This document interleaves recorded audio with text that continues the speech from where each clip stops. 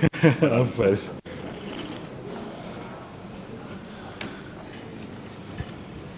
Okay.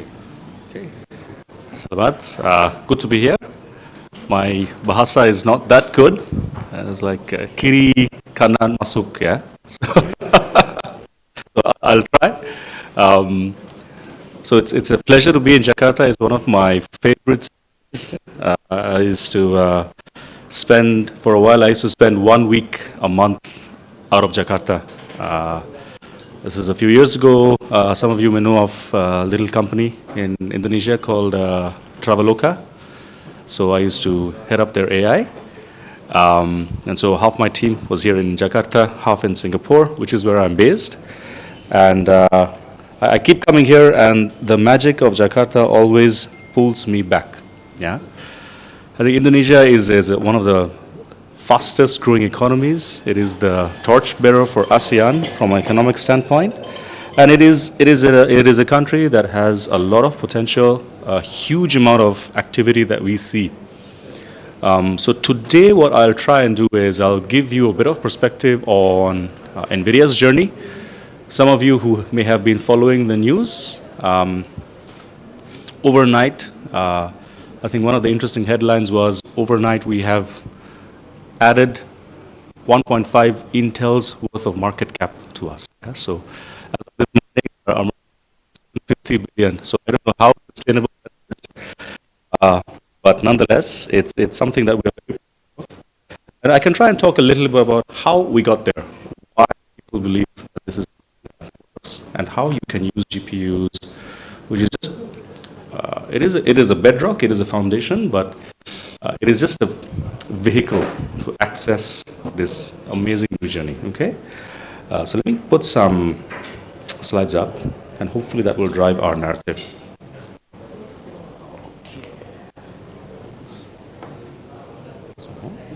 Okay.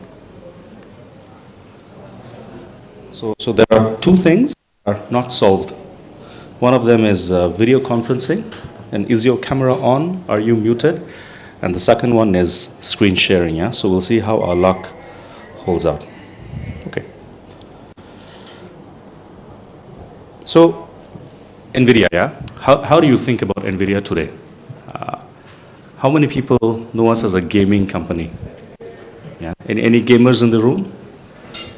Okay, I see a few nodding heads, right? A few months ago, Jensen had a keynote, and here he was saying, we are an accelerated computing company, right? We are not a gaming company. That was very strange for many people to hear. So let me explain that. 30 years ago, in fact, 93 was when NVIDIA was formed. 30 years ago, Jensen and the co-founders were looking for an opportunity. What they said is, Moore's law, which says computational power will increase, it doubles, right? Every 18 months. That's the quote-unquote law. But it has to stop at some point. Physics gets in the way.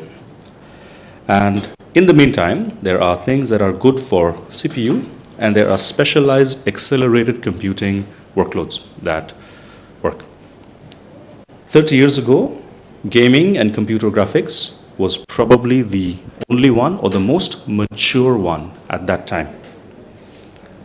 In the next 30 years, we have slowly but surely seen more and more of these interesting accelerated compute workloads. So today, I'm actually going to tell you how amazing that is, what that looks like. NVIDIA, think of it across 3 layers. At the bottom, we have our CPU hardware. GPUs, we also make CPUs, which is why some of you who are following the news now understand why we were trying to acquire ARM, which that didn't really go through. But we also make DPUs, right? These are then put in data centers around the world. Cloud computing is a relatively recent phenomenon. I think it's, well, we say recent, it's been around for ages, but 2010, I think, was when we first started seeing, when Amazon, really made possible how to get cloud compute on demand. They are also one of our biggest customers. Okay? So if you need to access GPUs on the cloud, you can go to any of your cloud providers and you will get them.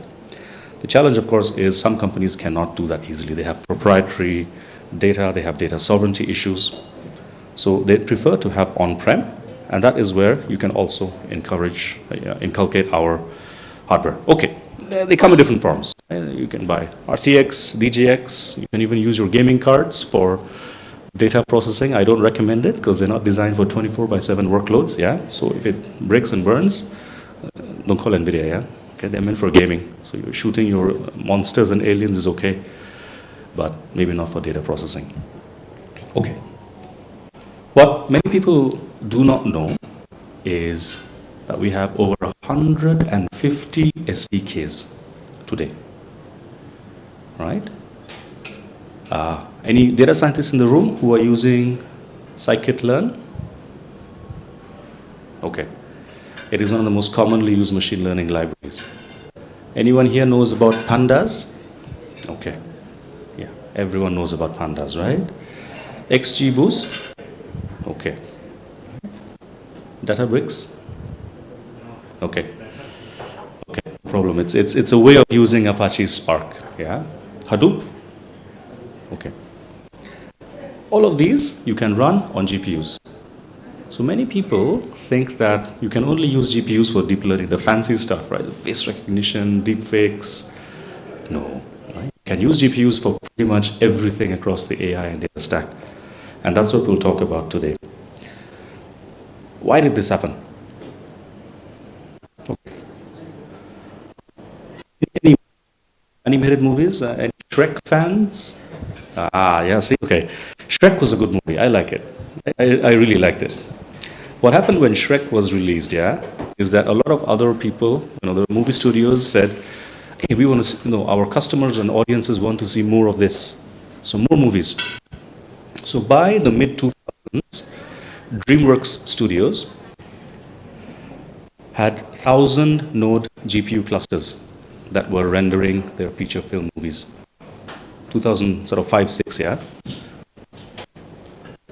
Trolls 2 took 80 man-days to render over 5 years. 80 physical days to render one movie across 1,000-node GPU cluster. Okay, why am I saying this in a data analytics talk?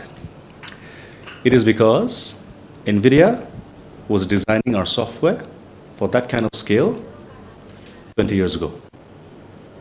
We were also working with HPC, some of our first hedge funds who were using high-frequency trading, Monte Carlo simulations. They were also using GPUs. So slowly but surely, people started figuring out that they could use GPUs for more than shooting monsters, yeah? Okay. 2007 is when we released something called CUDA. CUDA is a C++ library that sits on top of your operating system driver layer, and it's how you talk to the graphics card. C++, not very easy to use, okay? And I say this as somebody who has written a lot of C++ code. I love it. It's very good, but it's like wrestling a humpback whale, yeah? Not very easy. Until Python came along, machine learning was a little bit inaccessible. So, two things happened. Organizations that reached a certain point in scale, when they found out that spending hundreds of millions of dollars per year renting cloud compute was not sustainable, and they couldn't scale. Yeah, some of these tasks, you have 1 million customers hitting your platform today, no problem. You become super successful, 80 million customers hitting your platform in a month after your sales promo, kaboom, right? It is uncommon. We have seen this many times where some startups literally go out of business because they did not understand how to scale their work. Okay. Is this important? When you were doing the scale-out journey in the 2010s, people used to come to NVIDIA and they would say, can you help us migrate? Right? Very complex. 6 months, 12 months workload, not scalable. So what we've done is all of our software runs Python. Okay? We have 3 design principles for NVIDIA software. Number 1, speed, performance. If you are using an NVIDIA SDK, it is probably the only thing that is faster than an NVIDIA SDK is the next version of the NVIDIA SDK. Yeah? Okay, second thing, design it for familiarity. So people, Edison has a nice philosophy. It's something which is why we are able to scale by hiring very few people. He says, don't do the easy stuff. Don't do the easy stuff and do not do things that other people are doing. The Python ecosystem is very well established. Many developers use it, love it. Why break something?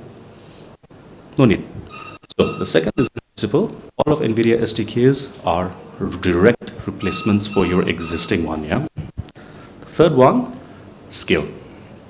When you write with NVIDIA, what we take care of under the hood, which means you write the same code for 1 or 1,000 nodes. Very difficult to do, and that's the challenge we take upon ourselves to go. So today, data science, machine learning is used across pretty much every industry, right? If you guys open your favorite e-commerce app and you look at your thing and you say, what other product should I buy? It is a machine learning algorithm. Not so bad, right? Okay. One of the biggest mobilizers for Indonesia's e-commerce economy was the concept, and it was innovated in this region, of the pay later offering. You guys know pay later? Right? So with pay later, we were able to, because at that time, we had 30% digital bank account penetration and less than 3% credit card penetration. Yeah? So how do you realize this immense desire to buy, to travel, right, to bank, pay later? Okay, pay later, very simple model. When you're online, you want to buy something, the ecosystem pays the final vendor, right? So someone who is living in a non-metropolitan location, they want to travel to Switzerland, it's their life's dream. They have the cash flow to do it, but not the digital assets to engage in a digital economy. Yeah? So the travel portal will pay the airline first. You, as a customer, offline, pay your regional, local alpha market. Okay? Right. Big risk. What happens if you default on the loan? Which means you have to use advanced machine learning to say, for this particular profile, the maximum amount of money I, as a company, am comfortable paying. So you're almost like a bank. Yeah? Machine learning. Right? Using very little data. Telecommunications. 4G, 5G. Very, very, very useful. Right? One of the challenges with working with the telco industry is, especially in highly dynamic cities like Jakarta, every day there's a new building, either going up or coming down, new toll, new bridge, new overpass. How do you design towers? With 4G, 5G, the signal that penetrates does not reach all the way in. So you have to be very careful how you design your towers. Okay. A lot of telco companies will take a physical car, they will drive around the city, they will bounce signals off the buildings and find the blind spots. When they find the blind spots, they will put the towers to address those. This is very expensive. They have to do it for every city separately. They have to do it for every city periodically. Every month you got to go, right? Okay. Machine learning companies are simulating this. We did some work with Siemens, where they built a digital twin of a city from scans, drove a virtual car down the streets, found the blind spots, and put the towers there. And guess what? That was 80% cheaper, right? So that's the power of machine learning these days. Now, this one is probably not a huge surprise to many of you, but what happens when it comes to machine learning and using it in production? because there are very few turnkey solutions, right? The biggest challenge when you're working with analytics is that you can't just buy, right? Company A, company B have two different org structures. One has two CFOs, five CMOs, three business units, and one machine learning team. They will design their data infrastructure completely differently to another organization. Why that's a bottleneck is because the biggest problem with machine learning in an enterprise production environment is that discovery.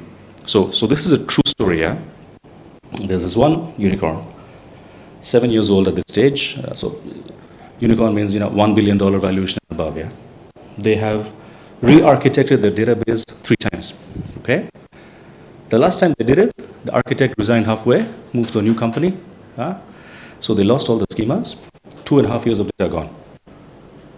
Okay, so these kind of things happen a lot, which means that the discovery part is very important.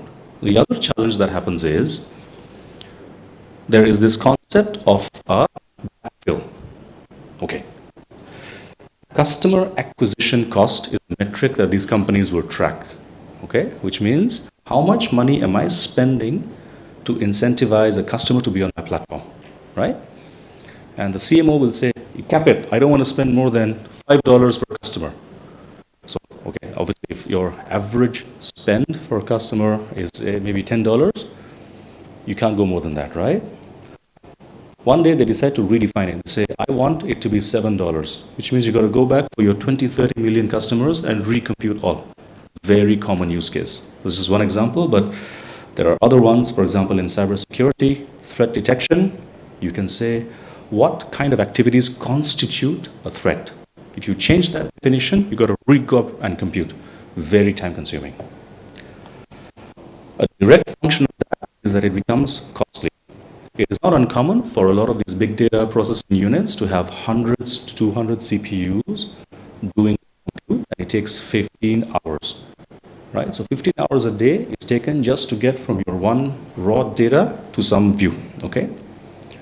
And the final thing is, it is actually very frustrating for data scientists because they will model, but they cannot put it out in a production environment. Yeah. So just as to, one of the challenges is you write code in a local notebook, but when you put it out in a production environment, you have to do a lot of testing. So why do we do data science on GPUs? Well, firstly, the entire set of libraries that you use on CPU is available. It is usually about 50 to 100 times faster for the same code, and it tends to be, depending on the current setup, between 70 to 80% cheaper. For some of our larger clients, for example, Capital One and RBC, we have seen 98% savings, on TCO. So I'll skip a few of these slides because I don't want to get too, I want to talk more about the stories and what we have seen here. This is where we are today. So when NVIDIA, we partner and we engage with the ecosystem, we take 3 approaches, right? We work directly with, or we directly enable organizations and enterprises and companies that have data science teams, and we provide them with the tools, right? So, for example, BMW, these are some organizations that we have seen who they have deeply entrenched AI teams inside. We help them, right? The second model that we do is we work with best-in-class platforms. So some of these may be common, you may know of them. I don't know if any of you know of H2AI, Informatica. This applies just to data analytics stack, If we talk about NVIDIA AI, that 25% shoots up to 95%. So just bear in mind, I'm talking only about the data analytics. The third part we take is we engage with the community, right? So we have academic institutions across ASEAN and ANZ that we speak to, they're researchers, we help them, we guide them, we teach them how to use GPUs.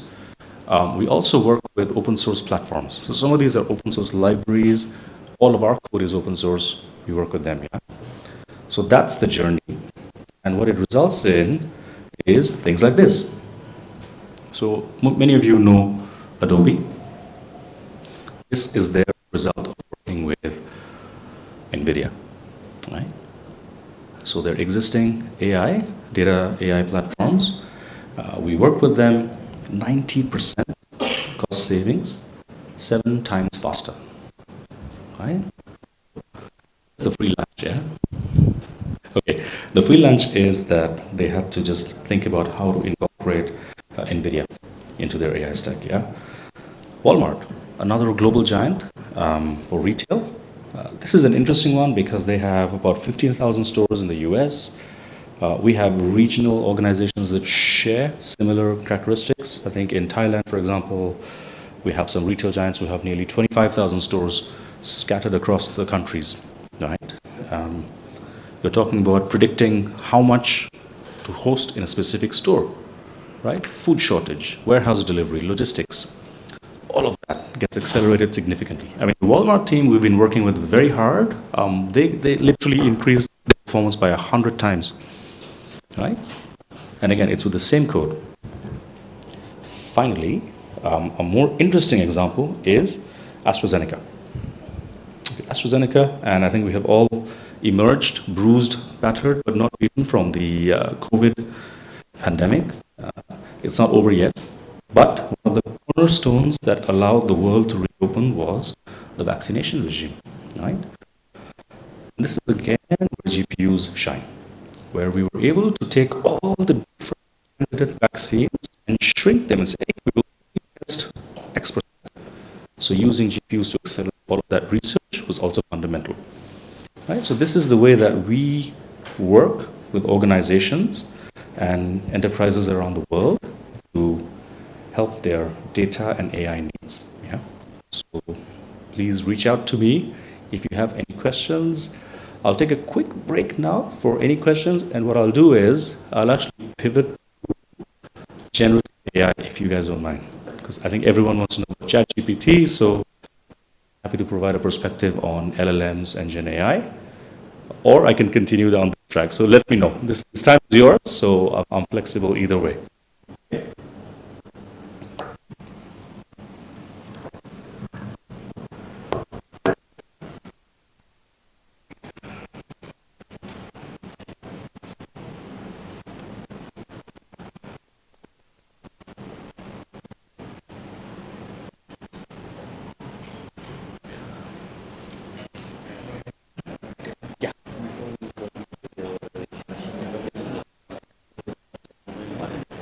Yeah, sure.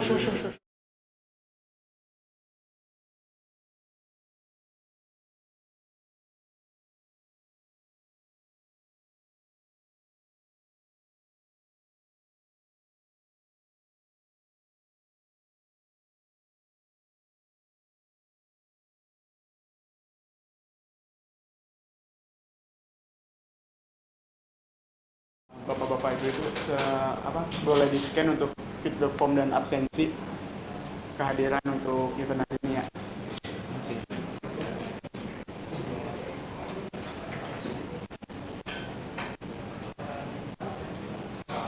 Yes.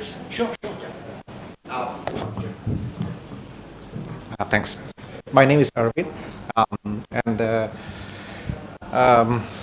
I'm a actually. So while working with previously statistical model, now changing to neural network and stuff like that. My question is basically that we've spent several, I think, like last 10, 15 years of building environment like Hadoop, HDFS, and so on and so forth.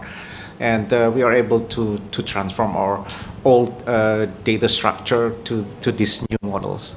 But now in the era of deep learning, I basically come from the statistical model kind of machine learning, right?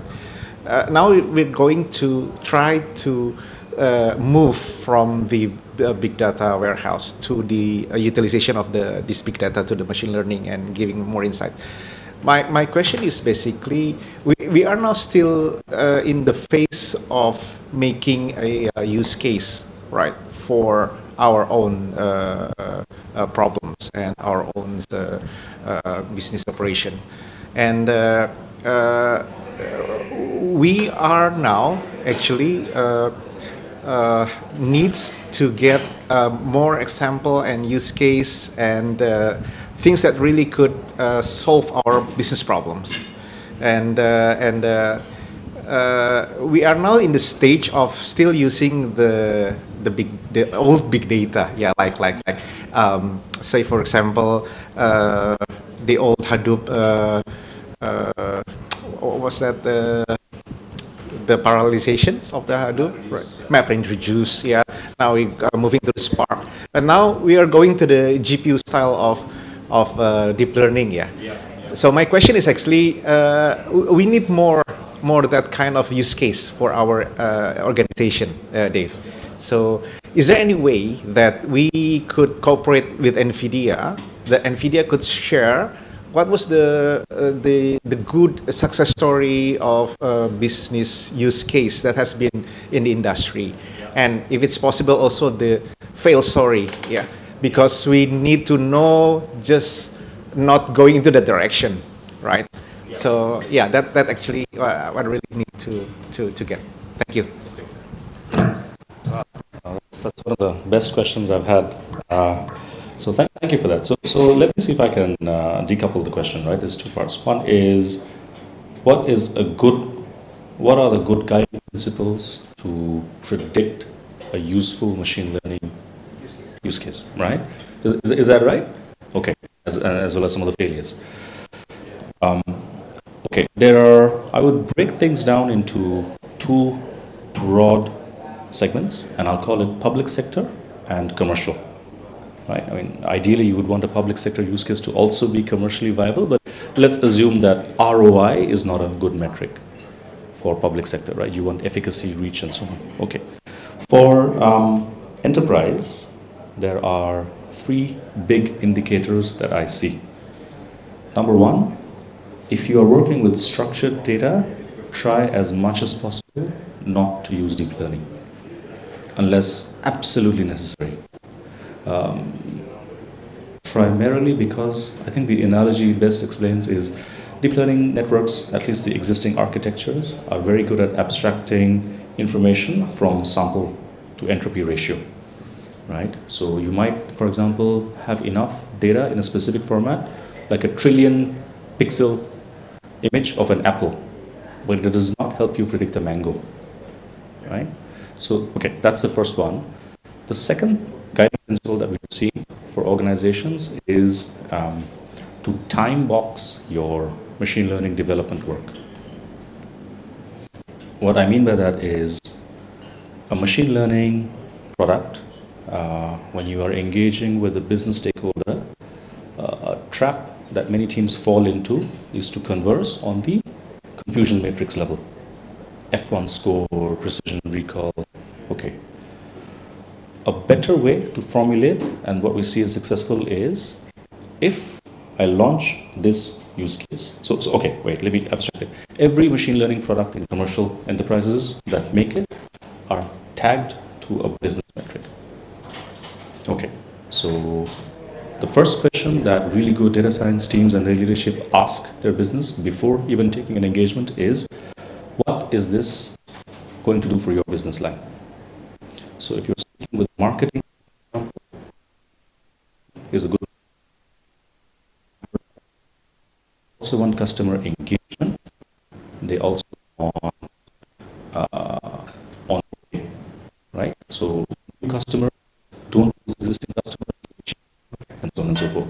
Those are traditional good use cases for the marketing teams. Yeah.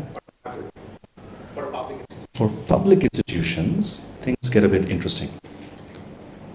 This, okay, then I'll break it down into technical and feasibility. The most important thing is, for a use case, you must have a good signal. So don't use survivor bias, right?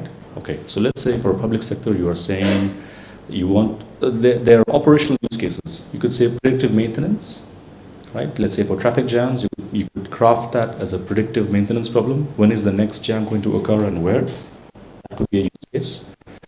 But you still need to tap to some wellness metric. So which example, is sponsoring this project? Do they have ideas? So conditions of success as a guiding principle are very good to have.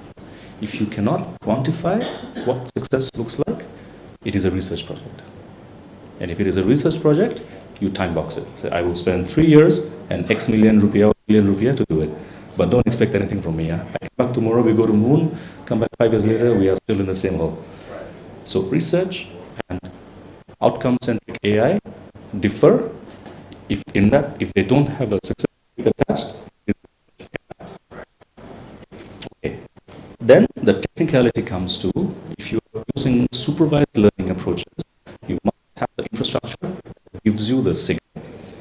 Okay, so let's take an example of, we've seen examples of predictive maintenance in water pipes. Yeah. Okay, assume that your data is really noisy. Okay, so you will have to take that into account. Some really good theoretical use cases, very impactful, fail. They don't take into account how noisy the data is. Yeah, so the feasibility is very important. Like, for example, this is in 10 years ago, right? Public sector oil and gas company. So, just to describe, when you are from subsea platform, you tend to have floating on the surface of the ocean. Assume, it's 3 miles to the seabed, and the reservoir is 2 miles. So you have a 5-mile long steel pipe from the reservoir. Use capillary motion. Seawater down, sludge out the other, and that's your crude. At that, even though the temperature is not 0 degrees, ice forms, they rub against the inside, you will get a failure. Very good project. It was about 6 months into the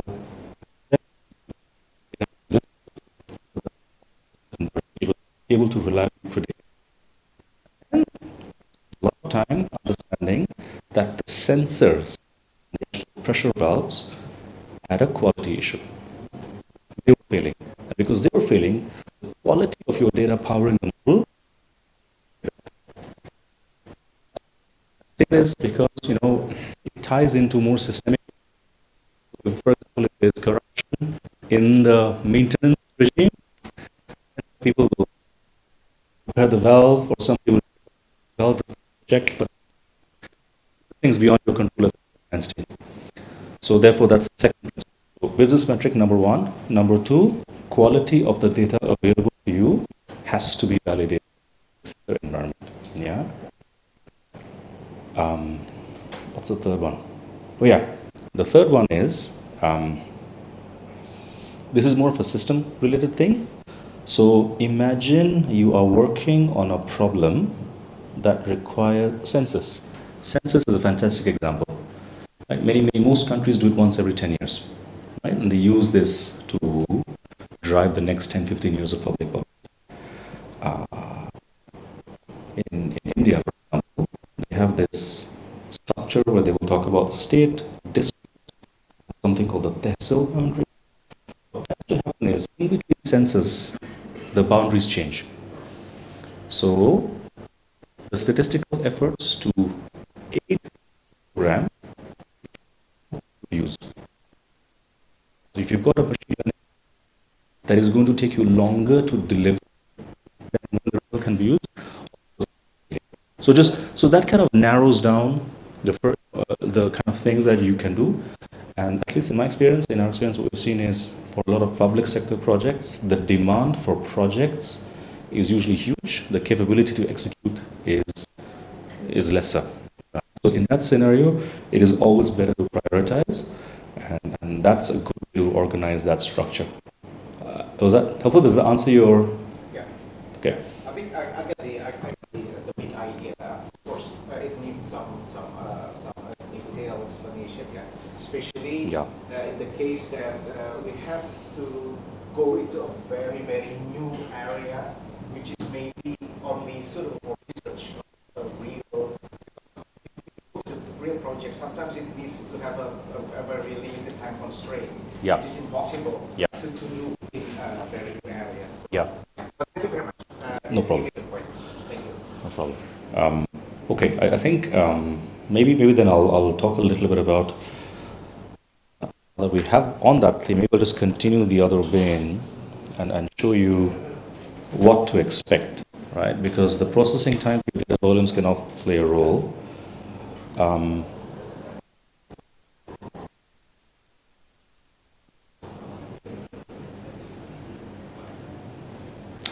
Okay, so what you're seeing here is two comparisons from a code perspective, right?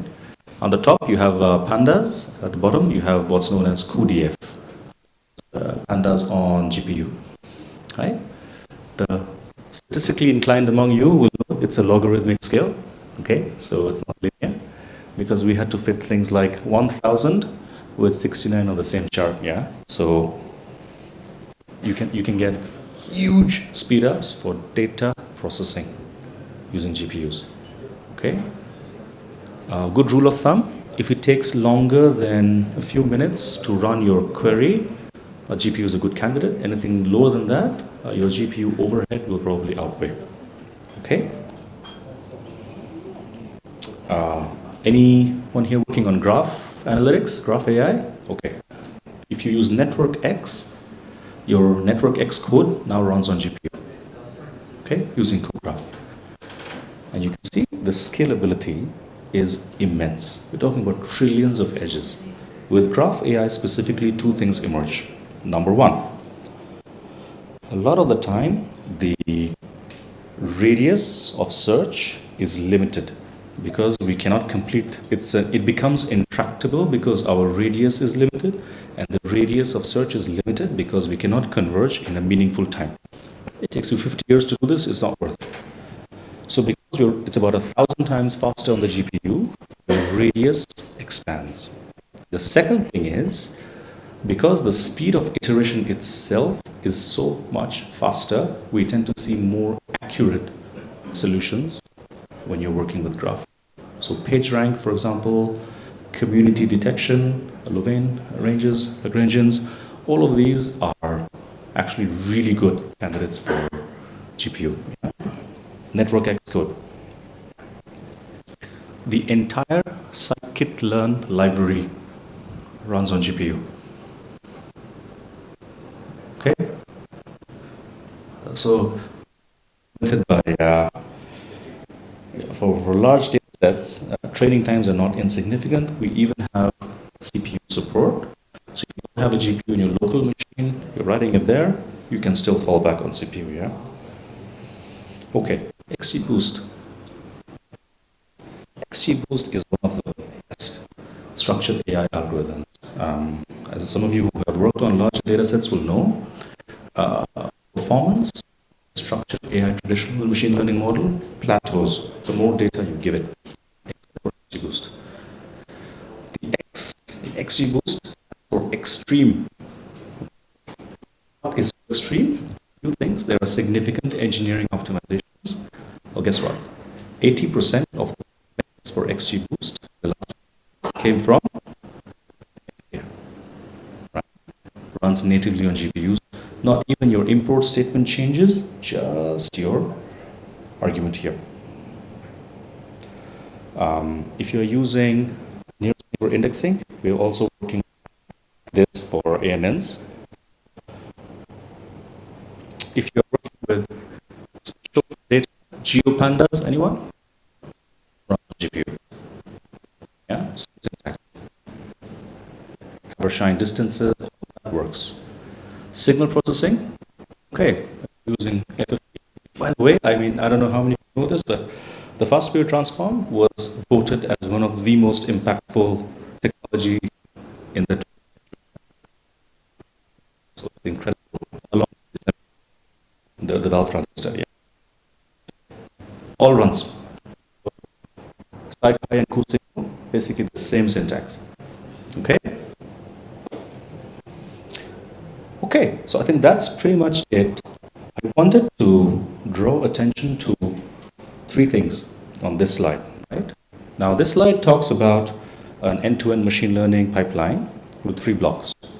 How long it takes for you to load the data, how long it takes for you to transform the data, and how long it takes for you to train the model, right? And you're scaling with CPUs, so from 20 to 100, right? And you can see that the time, yes, it does shrink. One box does not shrink. Yeah? So the XGBoost train does not, because it is so optimized already. We're at max limit here until you get to GPUs, yeah?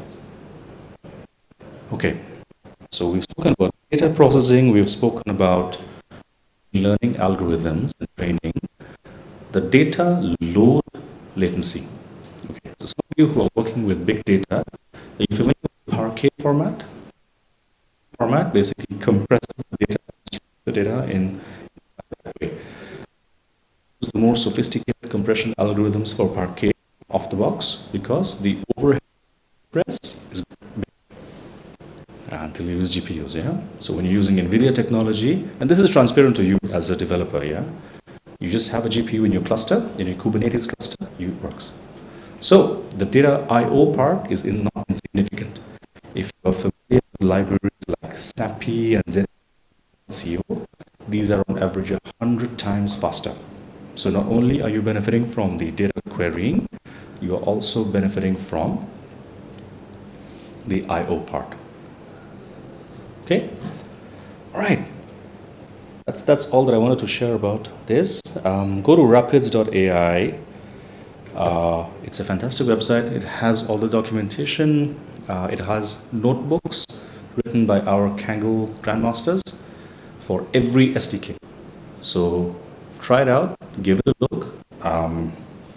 You can deploy it everywhere. When you go to the Rapids AI website, you can also launch some notebooks on Colab or any online notebook server. Yeah, so feel free to try, give it a whirl, and enjoy. Okay.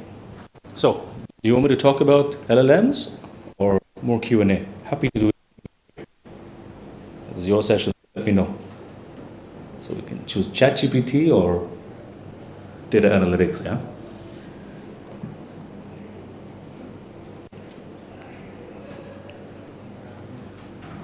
Yeah.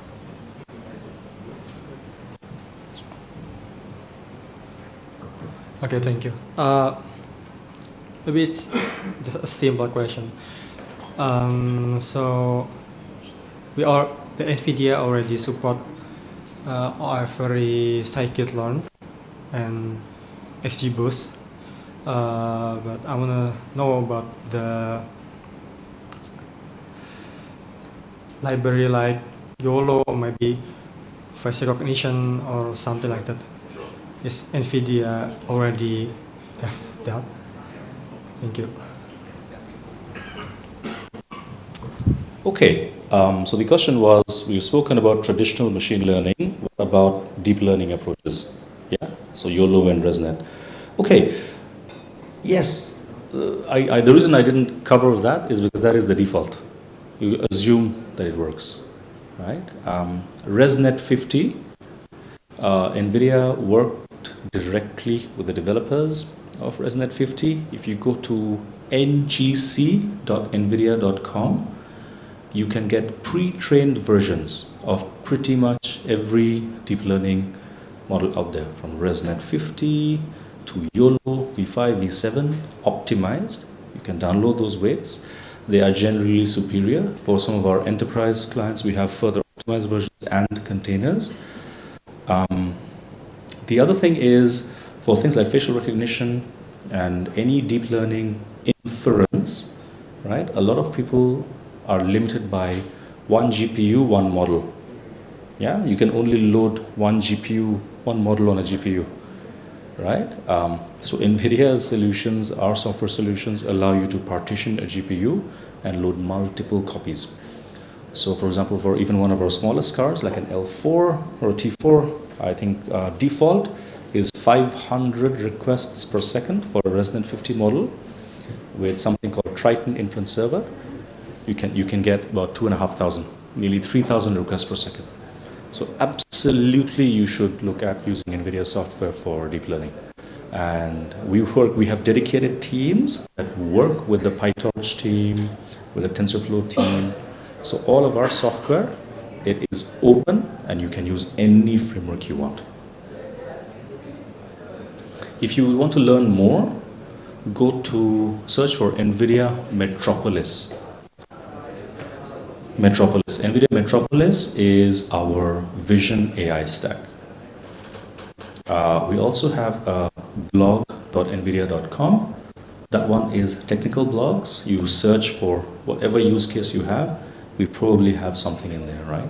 From industrial leaders, these are technical sessions that you can get, yeah? Playbooks and code. Very good question. Anything else?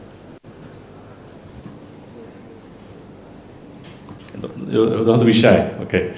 You know how this works, yeah? If you don't ask a question, I ask you a question. Pick a volunteer, yeah? I look for the most scared face and then I ask, yeah, so. Okay. But maybe a quick check. What kind of AI workloads do you normally work with? Yeah, so is it a lot of face recognition? Is it that, or?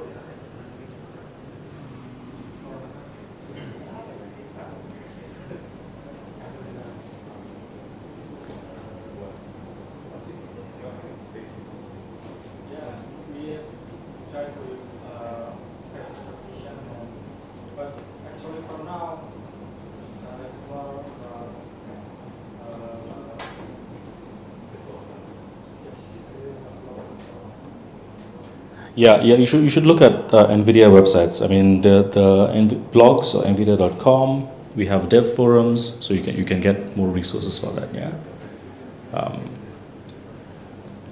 OCR as well. A lot of people use OCR because you need to customize that for regional languages. Chatbots, conversational AI, text-to-speech models, all of that.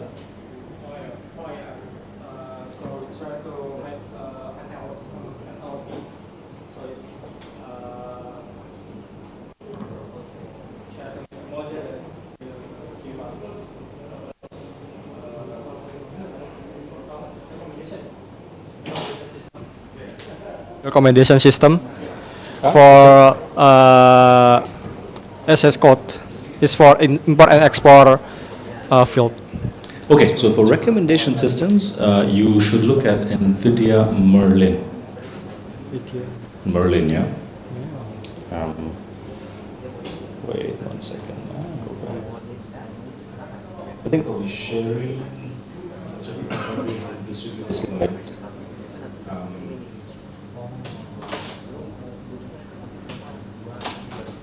Yeah, so Berlin here. It's for recommendation systems. A lot of people also use cybersecurity, so they are parsing logs to check for intrusion events. So all of that you can use an NVIDIA sticky. So I always, maybe the biggest thing is you flip the question, right? You say, what, can NVIDIA do this? Can NVIDIA do that? I would flip the question. I say, okay, this is what I want to do. Let me check if NVIDIA has a solution. Most of the time there is one there, yeah?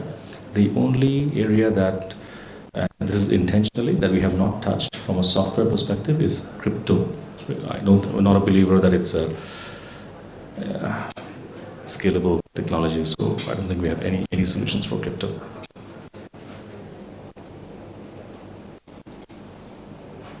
You guys use OpenCV?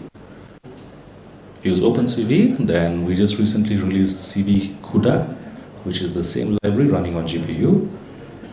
If you are using scikit image, you can use Kuse. Yeah, so that's it. We've designed our SDKs to be as familiar with existing ones, yeah. So go crazy, try them out. You're welcome.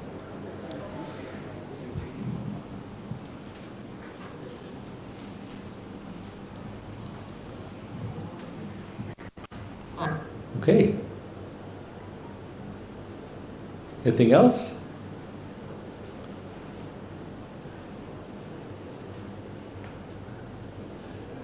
Yes. That's a stupid question. I just want to this infrastructure is on the cloud or on premise, or what do you think? It's everywhere. So there's two parts to it. You can get it on has partners, but the SDK is from the hardware and where you access it. So GCP, AWS, Azure, all of them have these. They also integrate onto ML platforms. So you're familiar with Google's Vertex.ai platform or AWS SageMaker. Under the hood, they have all this software baked in. So it's only difference for our on-prem appliances, things like TGX and some infrastructure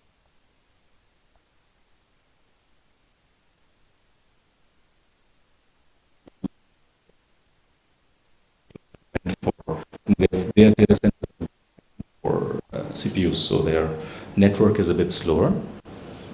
But yeah, the answer, it's not a stupid question, it's a good one. Everywhere, on-prem, cloud, anywhere.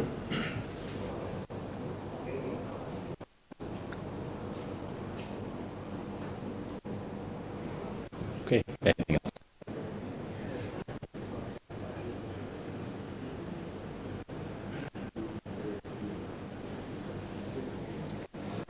Okay, well, I hope you will try this out, give it a shot,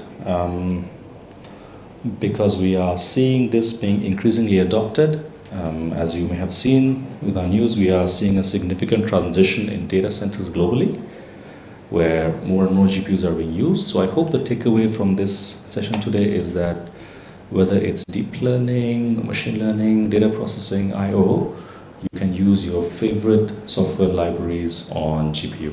No issues, yeah? Okay, thank you.